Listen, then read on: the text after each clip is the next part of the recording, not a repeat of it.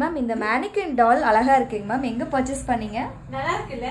Actually first எல்லாம் நம்ம ஸ்டூடெண்டோட work பாத்தீங்கன்னா காட்டும் போது எனக்கே அது ஏதோ முழுசா காட்டல அந்த ஒர்க் அப்படின்னு தோணிட்டே இருக்கும். ஸோ நம்ம கையில எடுத்து காட்டுறதை விட இந்த மாதிரி ஒரு டம்மில ஃபிக்ஸ் பண்ணி காட்டும் போது வந்து அந்த ஒர்க் இன்னும் அழகா தெரியுது இல்ல.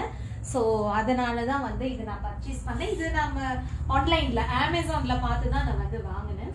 இதோட ப்ரைஸ் எனக்கு சரியா ஞாபகம் இல்லை, வேணா கீழே நான் மென்ஷன் பண்றேன்.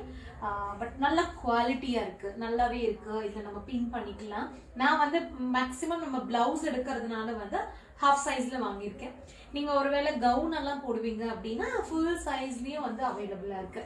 அண்ட் இந்த பிளவுஸ் எப்படி இருக்குன்னு சொல்லுங்க.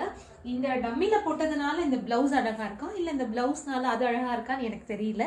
ரொம்ப சிம்பிளான ஒரு பேட்ச் ஒர்க் ஆக்சுவலி இது.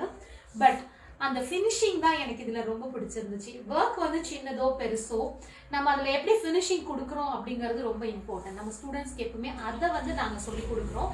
இது எங்க ஸ்டூடெண்டோட ஃபர்ஸ்ட் பிளவுஸ், இது ஃபர்ஸ்ட் பேட்ச் ஒர்க்.